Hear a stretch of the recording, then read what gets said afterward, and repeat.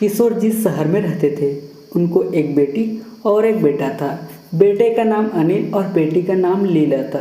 उम्र होने पर पहले बेटी की और बाद में बेटे की शादी करवाई। बहू का नाम सीमा था। शादी के 2-3 सालों में ही सीमा का वजन काफ़ी बढ़ गया था और वह पहले से दुगनी मोटी दिखने लगी थी। इस मोटापे की वजह से सीमा को कई लोगों के ताने सुनने पड़ते थे। पड़ोसी भी उसे मोटी भैंस कहने में हिचकिचाते नहीं थे। कितनी मोटी हो गई है, कैसी दिन पर दिन फैलती जा रही है, देखो जरा भी शर्म नहीं आती। पति बेचारा सूखा जा रहा है, यह देखो खा खा कर कैसे मोटी हो रही है।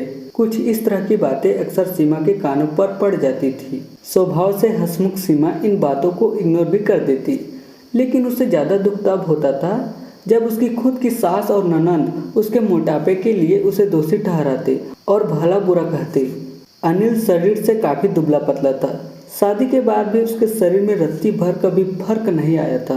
हालांकि सीमा मोटी होती जा रही थी, उसमें उसका कोई भी दोष नहीं था, बल्कि सीमा तो अनिल से भी कम खाना खाती और दिन भर घर के सारे काम करती रहती थी। अपने मोटापे की वजह से चाहे किसी भी काम में कितनी भी दिक्कत हो, सीमा उस काम को कभी अधूरा नहीं छोड़ती थी। उसने घरेलू नुस्खे और कई तरह के उपाय करके अपना मोटापा कम करने की कोशिश की थी, लेकिन शायद उसके शरीर के हार्मोन्स ही थे जो उसे मोटा बनाए रखे थे। अनिल को उसके मोटापे से कोई हरकत नहीं। वह तो बेचारा अपने बिजनेस को संभालने में व्यस्त रहता था। उसकी माँ और बहन हमेशा इस वजह से सीमा को कुछ न कुछ सुनाते रहते थे और सीमा काफ़ी रोया करती थी। सीमा जब भी मौका मिलता अपने पति से इस बारे में बात करती थी और कहती थी कि अपनी माँ और बहन को समझाओ, मैं मोटी हूँ, उसमें मेरा क्या दोष है। पूरी दुनिया मुझे कुछ भी कहे, मुझे फर्क नहीं पड़ता, लेकिन जब मेरे अपने ही मुझे भला बुरा कहते हैं तो मुझे काफ़ी दुख होता है।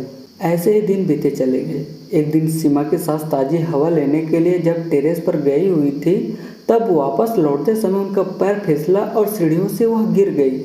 भाग्य से वह बच गई, लेकिन उनके पैर में बड़ा फ्रैक्चर आया। उनको अब एक जगह से दूसरी जगह जाने में भी काफ़ी दिक्कत होने लगी। बिना किसी के सहारे से वह ऐसा कर ही नहीं पा रही थी।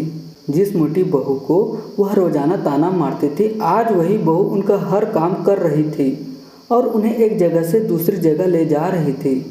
उनका खुद का वजन भी 75 किलो का था, जो उनके बेटे अनिल के लिए भी उठा पाना संभव नहीं था।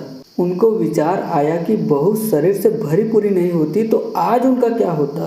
सीमा की सास को सीमा के साथ किए हुए अपने बुरे बर्ताव के लिए पछतावा होने लगा। उन्होंने एक दिन मौका देखकर इस बात के लिए भी सीमा से हाथ जोड़कर माफ़ी मांगी। सीमा ने कहा, अरे मालिक, आप माफ़ी क्यों मांग रही हैं? आप मुझे समझने लगी, मेरे लिए इतना ही बहुत है। उस दिन के बाद सीमा के सास ने कभी भी उसे उसकी मोटापे की वजह से एक शब्द भी नहीं बोला, बल्कि तो उन लोगों से लड़ जाती थी जो सीमा को मोटी कहकर उसकी बुराई करते थे। सीमा की ननद भी इस घटना के बाद उसे इस विषय पर कुछ भी न कह सकी। खुश मिजाजी सीमा अब पहले की तरह ही सब कुछ भुलाकर खुश रहने लगी। दोस्तों, हमारे समाज में, हमारे आसपास आपको ऐसे कई लोग मिल जाएंगे जो दूसरों को उनके शरीर और बनावट के हिसाब से गलत नाम देते हैं या उन्हें नीचा समझते हैं। किसी की हाइट कम है तो नाटा, किसी का रंग काला है तो कालिया, कोई हेल्दी है तो मोटा, किसी के बाल कम है तो टकला। हमें ऐसी सोच को पूरी तरह खत्म करना होगा और यह समझना होगा कि बाहरी स्वरूप ज़्यादा मायने नहीं रखता। मायने रखता है भीतरी खूबसूरती, स्वभाव और विचार।